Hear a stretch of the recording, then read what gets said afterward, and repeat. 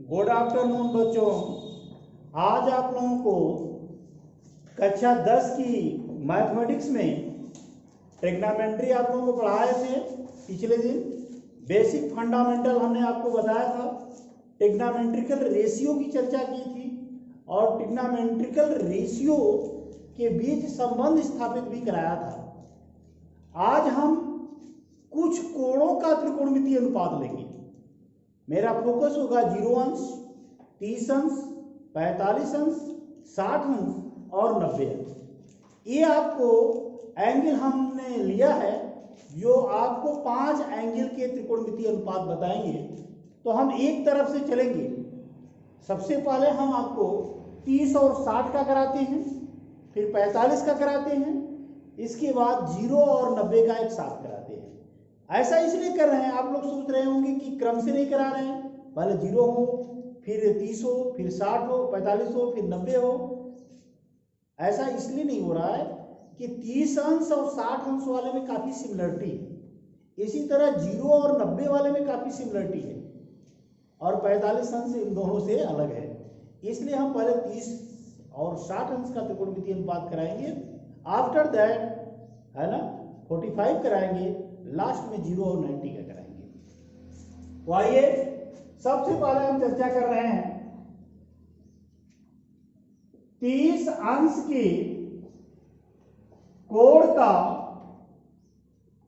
त्रिकोणमितीय अनुपात।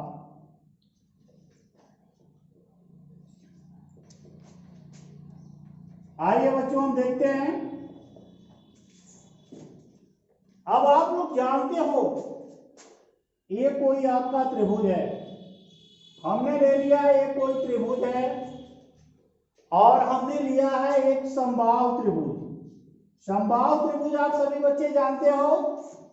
समबाहु त्रिभुज क्या होता है? Isosceles triangle. Those triangle which have all sides are equal is called isosceles triangle. तो इस तरह से जिसकी सभी साइड क्या होती हैं? इक्वल होती हैं, उसको हम इक्विलेटरल बोलते हैं। आइसोसेलेस जो होता है जिसकी 2 साइड इक्वल होती है, 1 साइड जो है अदर होती है, और तीसरा होता है ऑड ट्रायंगल। ठीक है, तो ये 3 प्रकार के ट्रायंगल होते हैं जो आप लोग जानते होंगे। यहां पर एबीसी हमने क्या लिया है? इक्विलेटरल लिया है, यानी समबाहु त्रिभुज लिया है। इसकी साइड ए है, इसकी साइड ए है, इसकी साइड ए है। ठीक है बच्चों। अब किसी समबाहु त्रिभुज में शीर्ष से सम्मुख भुजा पर डाला गया लंब भुजा को अर्धित करता है। एक प्रमेय है और नहीं प्रमेय है तो आप दोनों को सर्वांगसम करके बराबर कर सकते हो। आप देख सकते हो कि यहां से जो लंब डाला गया है इस भुजा को क्या करता है? अर्धित करता है। कैसे? आप देख सकते हो ये आपका त्रिभुज एडीबी तथा त्रिभुज एडीसी है। इसमें क्या मालूम है आपको? ये साइड इस साइड के बराबर है। ठीक है बच्चों, तो ये हो जाएगा आपका ए बी इक्वल टू ए सी। ये आपका भुजा बराबर है, बराबर भुजा। दूसरा आपको मालूम है ये आपका एंगल इस एंगल के बराबर है ना? क्यों बराबर है बच्चों? समबाहु त्रिभुज के प्रत्येक कोण बराबर होते हैं, 60 अंश भी होते हैं। बी इक्वल टू आपको सी है, ये बराबर कोण है। और तीसरा ये आपका 90 है, इसको भी आप ले सकते हो और इसको नहीं भी ले सकते थे। ये आपका क्या हो जाएगा? इसको आप लिख भी सकते हो, नहीं भी लिख सकते हो। इसको चाहो तो न लिखो क्योंकि 4 मिल जाएगा आपको। लिख भी सकते थे, नहीं भी लिख सकते थे। तो ये हो जाएगा एडीबी इज इक्वल टू क्या हो जाएगा? एडीसी। ये आपका 90 अंश है। तीसरा एडी क्या होगा? उभयनिष्ठ। Triangle ADB a similar to triangle ADC. जब सिमिलर हो गया बच्चों तो क्या मिलेगा आपको, A B D equal to क्या हो जाएगा, बी डी इक्वल टू हो जाएगा सी डी। अब पूरा साइड ए था, अब ये दोनों साइड जो है बराबर हो गए तो इसका मान हो जाएगा ए बाई टू हो जाएगा। इसी तरह ये कोण भी इस कोण के बराबर हो जाएगा, ए डी, इसको हम लिख सकते हैं कोण B A D is equal to हो जाएगा कोण सी ए डी। ये आपका 30 अंश हो जाएगा, क्योंकि दोनों साइड क्या था, ये पूरा कोण कितना था 60 डिग्री। जब इसका अर्धक हो गया तो इस तरफ भी कोण 30, इस तरफ भी कोण 30। ठीक है बच्चों, तो इस कोण का मान 30 अंश है, इस कोण का मान 60 अंश है, इस कोण का मान 90 अंश है। अब ये पूरी साइड जो है वह कितना 30 ए थी, इसका आधा ये कितना हो जाएगा, ए बाई टू हो जाएगा। अभी हमने सिद्ध किया है।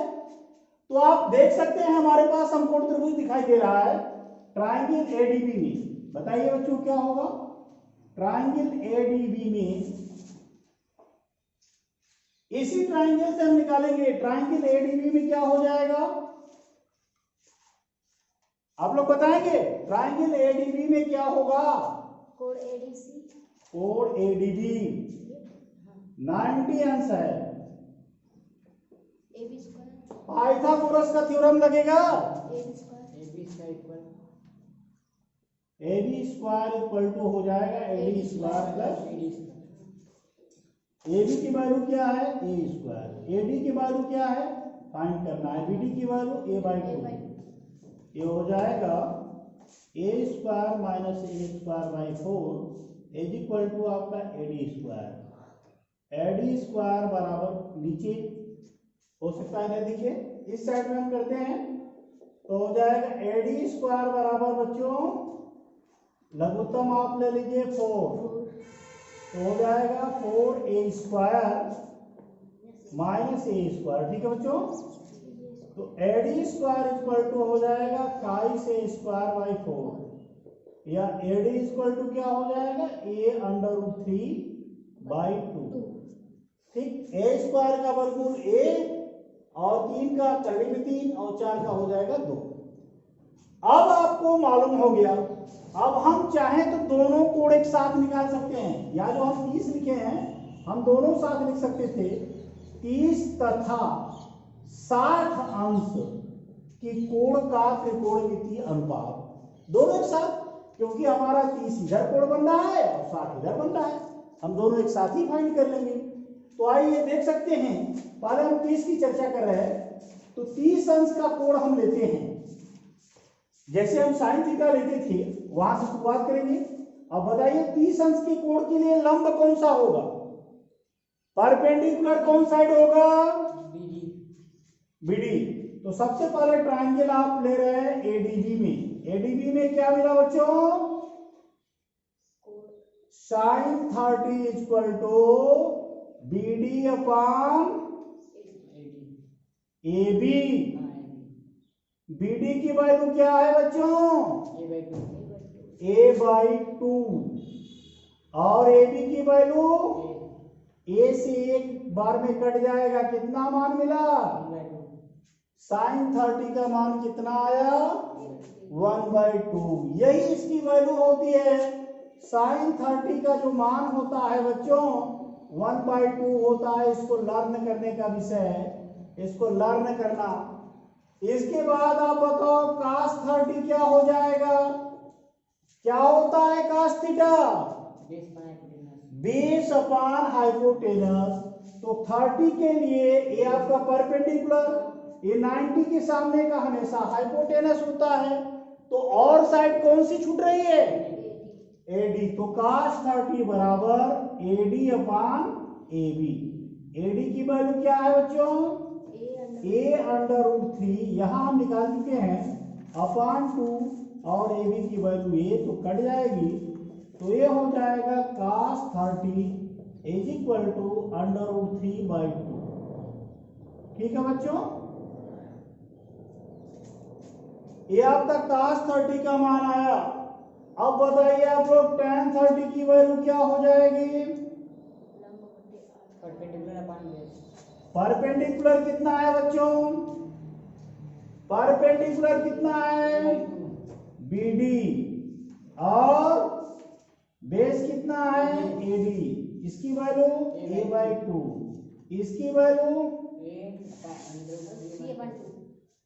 2 से कैंसिल हो गया, A से A कट जाएगा 1 बार में। 1 by तो tan 30 बराबर कितना आया बच्चों? 1 by √3। आया समझ में? आ रहा है समझ में? हम अगला मार्कर लेते हैं, स्याही इसमें लगता है सूख गई है। तो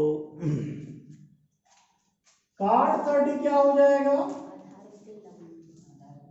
cot 30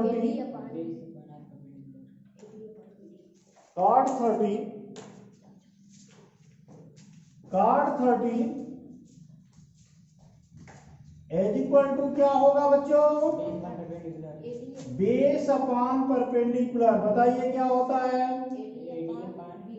AD upon BD। AD की वैल्यू A√3/2 और ये हो जाएगा A/2। तो ये आपका कैंसिल, A से A कैंसिल।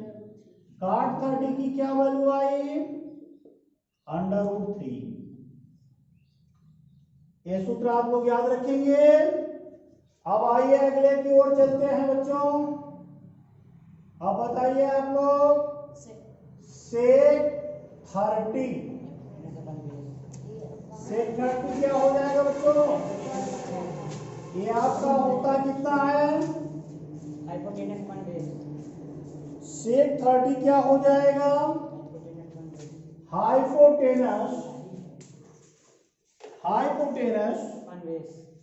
हाइपोटेनस क्या है?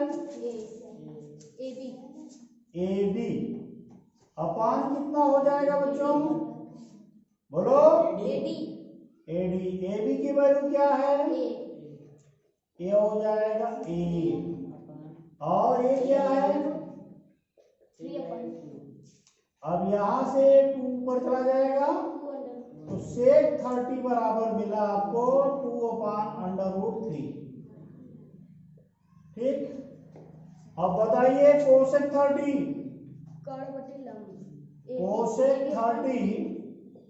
ये हो जाएगा AB/BD। cosec 30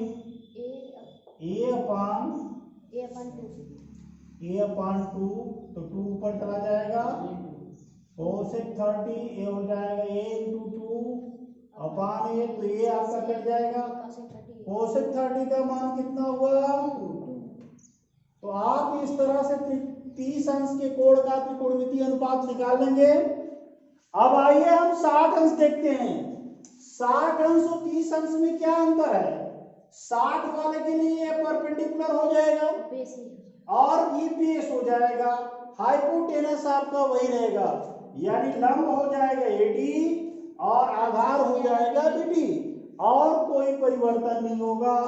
तो आप बोलेंगे sin 60 बराबर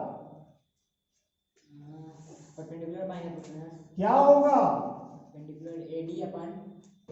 AB। AD की वैल्यू क्या है? A√3/2 into A। तो यहां से A कैंसिल हो जाएगा, यानी sin 60 कितना हुआ बच्चों? √3/2।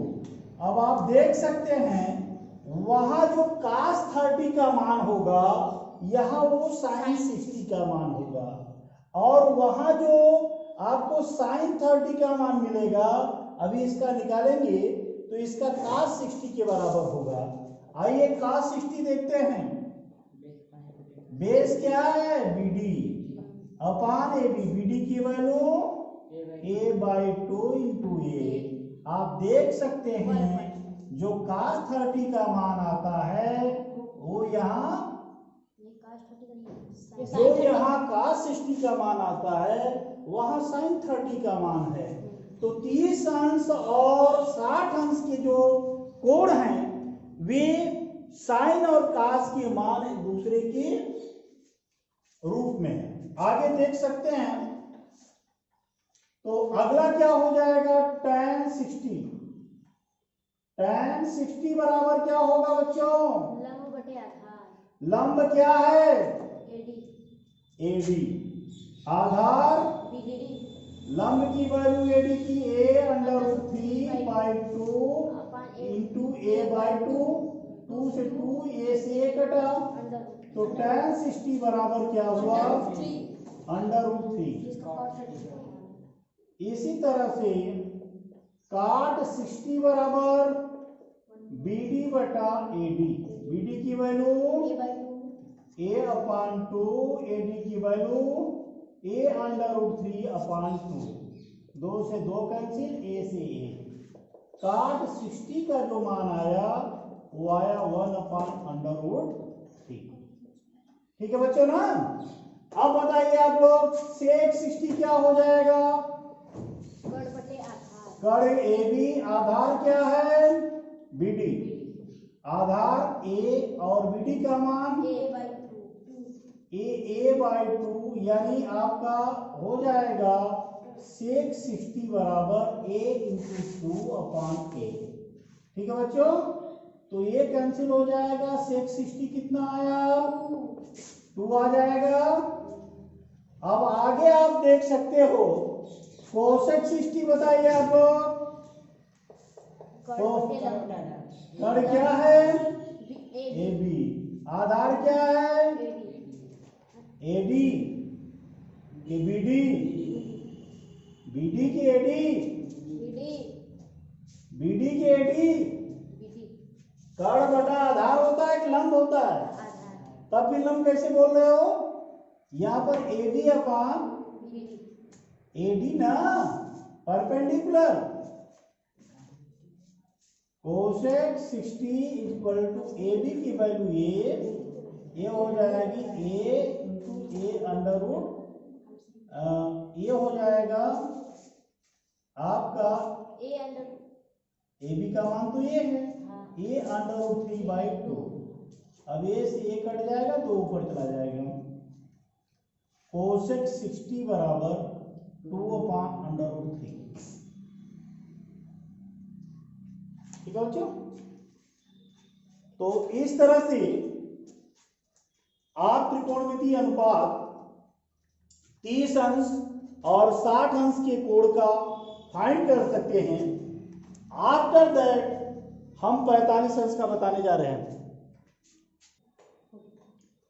30 अंश व 60 अंश के कोण के त्रिकोणमितीय अनुपात के पश्चात बच्चों हम 45 अंश के कोण का त्रिकोणमितीय अनुपात बता रहे हैं। आप देखिएगा ये आपका एक समद्विबाहु समकोण त्रिभुज है। समद्विबाहु समकोण त्रिभुज का मतलब समझते हैं ना?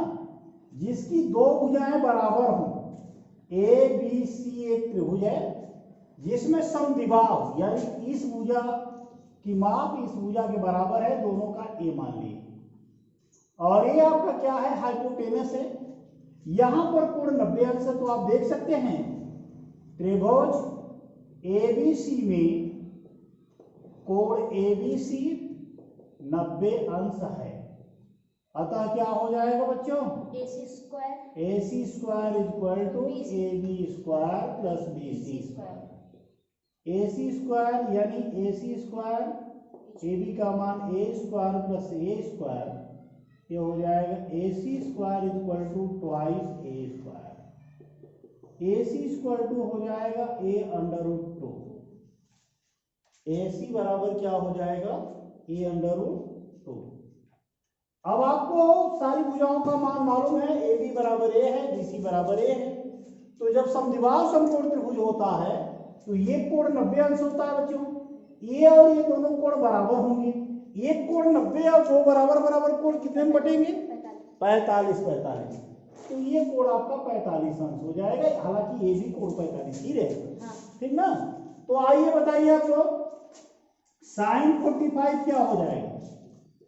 sin 45 इसके सामने की भुजा AB क्या होगी? लंब बटा AC। इसकी वैल्यू क्या है? A। इसकी वैल्यू क्या है?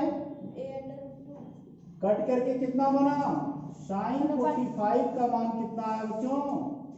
1/√2। ठीक ना? sin 45 की वैल्यू आई 1/√2।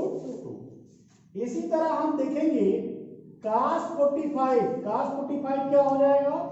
आधार बटे BC upon AC AC। BC की क्या वैल्यू है? बोलो जल्दी। A upon A√2। AC।